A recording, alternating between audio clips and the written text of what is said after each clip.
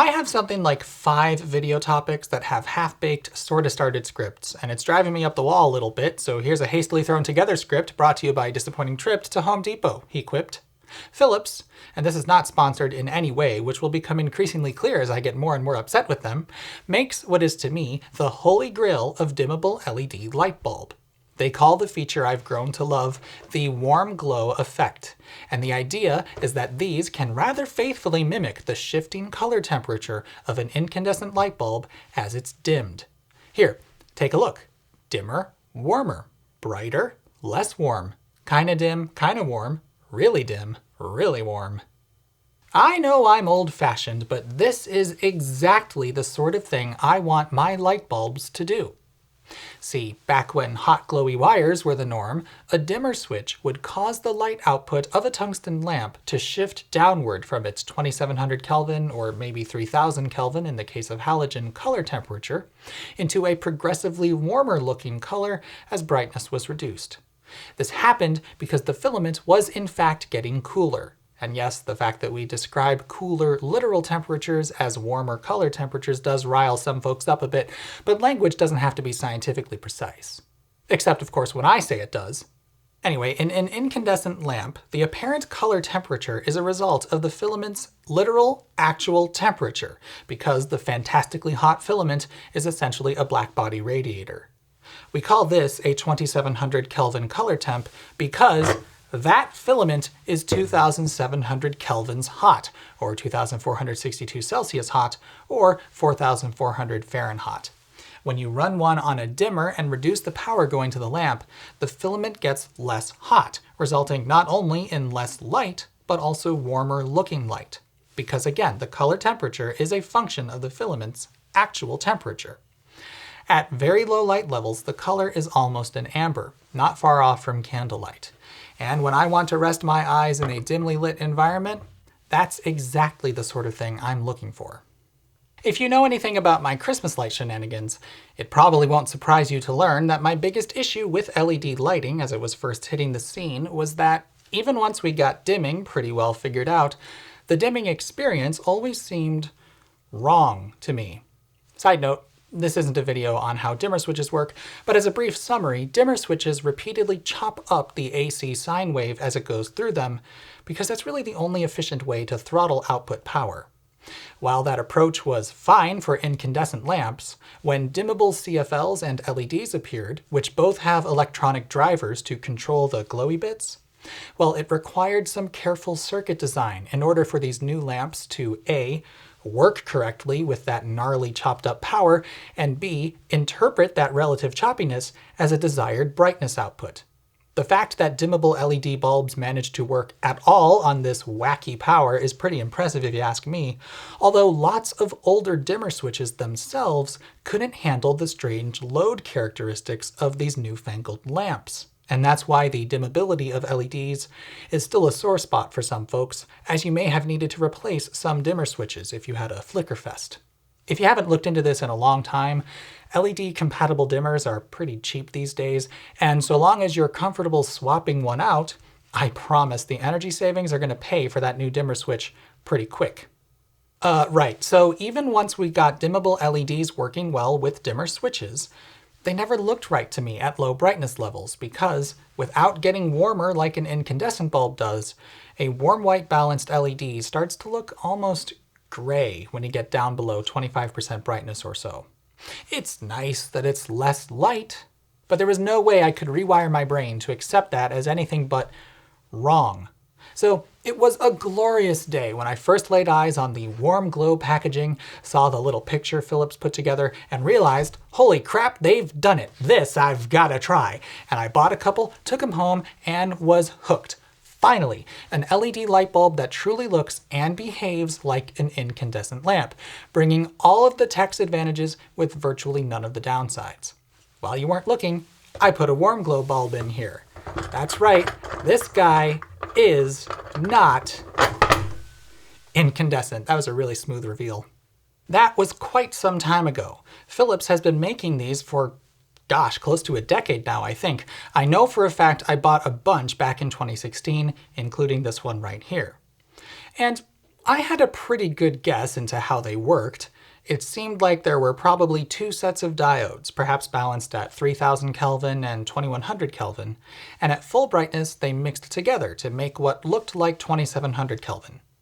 Then, as the bulb dimmed, it would first lower the output of the cooler LEDs, gradually shifting the color temperature down until finally only the warm set was lit. It could then still get a bit dimmer, but that's as warm as it'll get. Lately, they started producing filament-style bulbs with the warm glow effect, which reveal that, sure enough, that's exactly how this works. You can even see when the bulb isn't lit that two of the filament sticks are a bit paler than the other two. In case you weren't aware, modern white LEDs are actually not too far off from fluorescent lighting tech, as the diodes emit blue, or as is increasingly common, near UV light, which is then converted by a phosphor mix sitting on top of the diodes into other wavelengths of light. When that's all combined, it produces a white light. At least, one that's good enough for our eyes anyway. Generally, LEDs with a warm color temperature have a very deep yellow, almost orange phosphor coating. And as you move up the color temperature scale, the phosphors become an increasingly pale yellow. Take a look at one of these video lights, which have a matrix of warm white, cool white, and RGB diodes, and it's obvious which diodes are which. So, as predicted, at full brightness, all of the filament sticks are lit. And as the light is dimmed, at first only two of the filament sticks, the cooler looking ones, start to get dimmer. Since, as that happens, an increasingly greater proportion of the total light output is coming from the still bright, warmer filosticks, the mixed light output appears progressively warmer. At least to a point. Once the cooler filosticks are completely extinguished, it can't get any warmer, but it will get dimmer. In fact, these will just barely glow if you want them to. At first, I thought this idea would be a poor fit for these filament-style bulbs, and it does look a little weird to have only half of them doing anything at low brightness, but given how this style of bulb isn't exactly easy to stare at anyway, I think it's fine. And actually, once they started making these, the last meaningful differences between incandescent and LED were all but eliminated. I have been extremely pleased with these LED lamps since I've first discovered them. They've performed excellently and flicker-free on nearly every dimmer switch I've tried, although I have had some flickering on certain switches, but it generally happens only at very specific brightness values. Also, they have a great light quality to them. Not exceptionally good, but certainly far better than average. And in all this time, if memory serves, I've had exactly 3 failures. The worst one was a bulb that just died about a year after I started using it. And then there's this one. This one seems to have some sort of wiring problem because at full brightness, it can get a little flickery. And I just discovered, literally just now, that at low brightness settings, it's not doing the dimming effect correctly. All of the filament sticks are working together. And then the other failure, I think, was just a hilarious manufacturing boo-boo. I have a frosted glass version of this bulb, and it works absolutely fine, but it doesn't get warmer. It's just a wee bit cooler looking than the package mate it came with, so I think that one got made with all cool filosticks. I'd show it to you, but I can't find it. Oops. Aside from those 3 failed lamps, there is literally just one other problem I've ever had with these, and it's again minor, but weird. I have a few of these PAR 20 lamps in recessed cans, and all of them handle the transition from cool to warm a little bit wrongly. If you start out at full brightness, they're perfect, but if you dim them down to a certain point, even though it starts out mixed correctly, the bulbs will slowly just stop outputting any light from the cool diodes and go full warm. It took me a while to realize this was happening because it occurs over a period of several seconds, and they all do it in precisely the same way. I have 4 of them on the same switch, and they behave identically. In fact, I've got another pair on a different switch from a different manufacturer, and yet, same exact thing. In fact, that assured me that this wasn't the switch drifting a bit, as I thought. It's definitely a flaw in that bulb's driver design, but since it's really only a problem around a relatively narrow dimness band, I'll give it a pass. It's just pretty weird. Now, I said that I'm making this video thanks to a disappointing trip to Home Depot. In my area, and maybe this is nationwide, I don't know, the different hardware stores seem to have exclusive deals with certain lighting brands. My mostly Midwestern mega merchandise mecca, Menards, doesn't sell Philips bulbs at all. They sell mainly Sylvania, and they're going to come up later. I think Lowe's sells mainly GE bulbs, from what I remember, and wherever else you might find a light bulb tends to have a mishmash of whatever, really.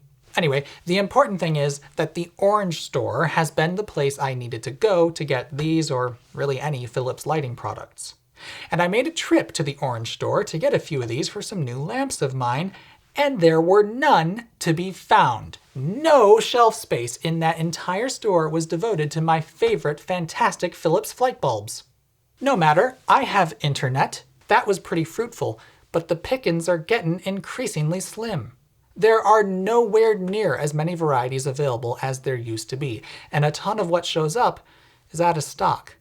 Not long ago, Philips was putting this tech into pretty much any kind of lamp you could think of, from your basic A19 things to candelabra-type bulbs, frosted floods and par lamps, and even GU10 halogen replacement spots. In fact, they even sold those fancy LED trim retrofits meant to go in can lights with the warm glow effect. I've got some of them, and they're great. But these days, well, they seem to be an endangered species. Even Philips' own website isn't helping things. Yeah, they still have a page for the product, but you click on the link to browse and, well, this is useless. Lots of these are clearly not warm glow capable. Anything daylight balanced surely isn't, and looking through the filters on the left, yep, there's nothing there specifically for this feature. So what in the heck is going on? It can't just be you weirdos who like daylight balanced lighting. I mean, plenty of soft white bulbs are still for sale, and any remotely nice one will be dimmable. It's pretty much just the contractor grade stuff that isn't these days. Well, I don't know, but I can guess. There is, of course, the whole global supply chain stuff we're still dealing with, but I don't think that can quite explain this. As recently as January, I ran into a couple of Home Depot stores, and they both had a solid selection. Although, I'll be honest, I got inklings of trouble since I couldn't find a ceiling fan bulb with warm glow, which was why I went in there in the first place. I feel as though since the Orange store had just 6 months ago committed a good section of the light bulb aisle to these bulbs, that supply chain stuff is unlikely. What I think is far more likely to be the case is that dang smart stuff all the kids are into these days. I think it was an inside job. Hue did this.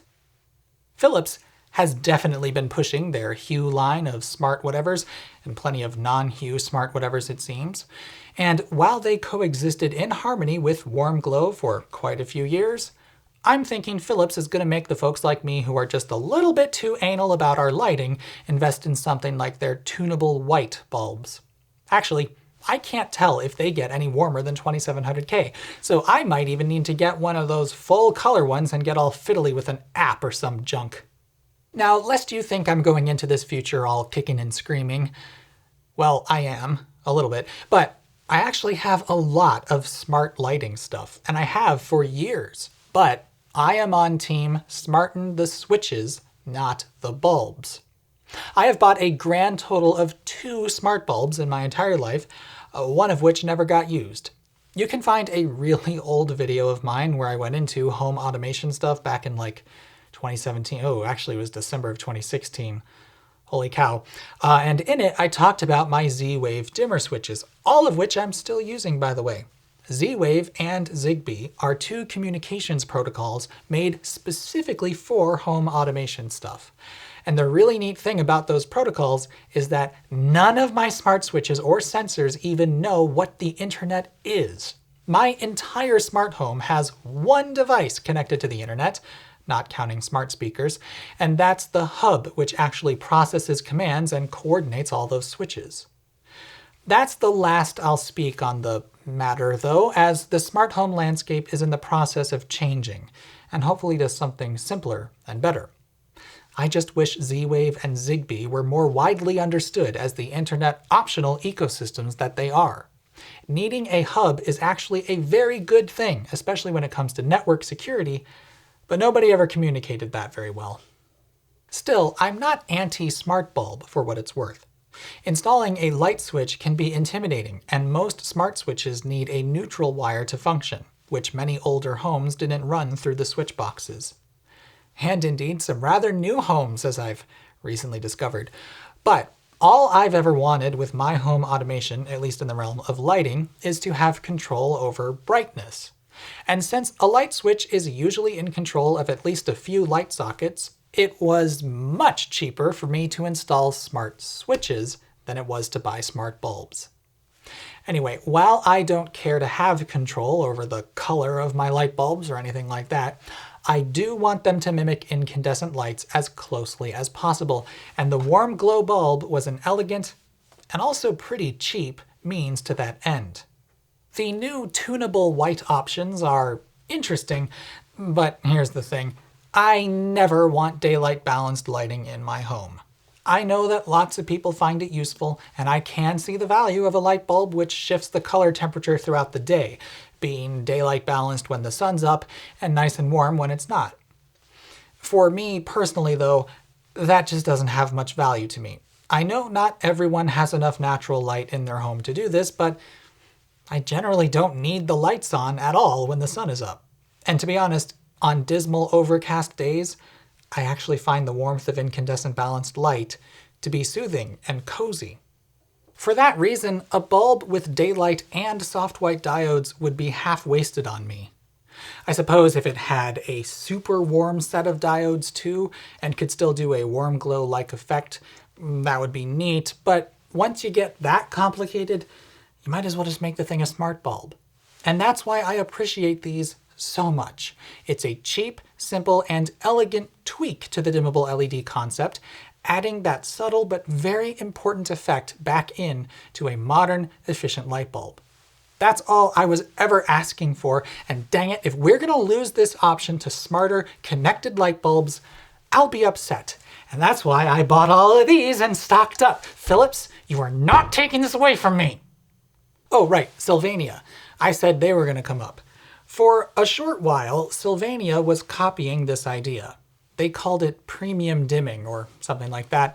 I only remember seeing them a few years ago, and I never bought any to compare to Philips. There are a few new old stock options out there, but it doesn't look like they're still in production. Again, boo! I'd be curious to know if people just don't understand what this feature is or knew to look out for it. There are enough people that just don't care about color temperature at all. I mean, if there's one thing that offends me more than a daylight balanced light bulb in a bedroom, it's mixed color temperatures in the same room, or worse, fixture. Yet, there's a ton of folks out there who truly don't care about that. Maybe they can't see it. I don't know. I don't know how they can look past a fixture riddled with a hodgepodge of different color lighting in it, but oh well, they do. Are these light bulbs for everyone? No, if you don't like warm lighting, well, they're definitely not for you. But for those of us somewhere in between fuddy-duddy and smart home enthusiast, they're great.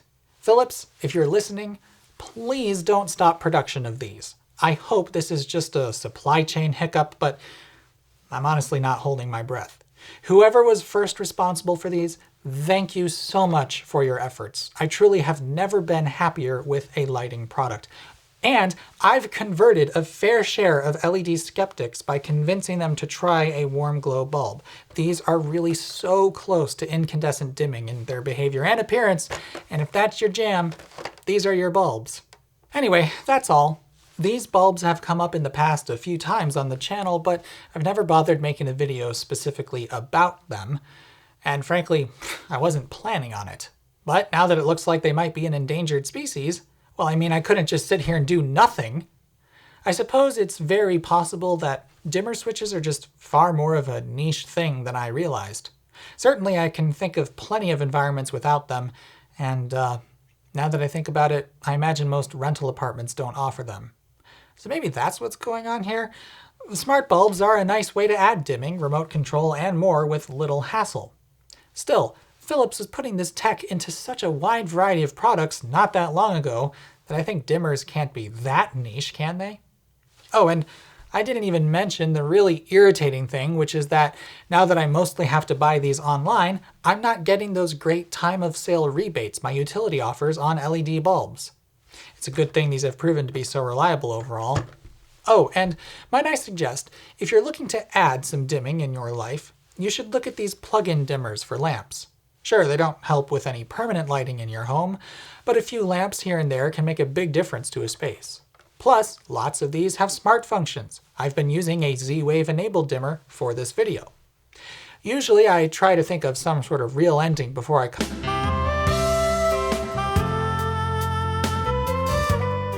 They call the feature... That's the wrong box. You did this to yourself.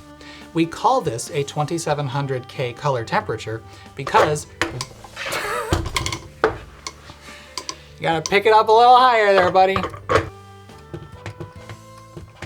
That's exactly how this happens. You can even see when the bulb isn't lit. Why did I say happens? That's not what it says. And in all this time, if memory serves, I've had exactly 2 failures. I just remembered a third one. And as I made a trip to the orange store to get a few for some new lamps of mine, well, that's not the words that are there.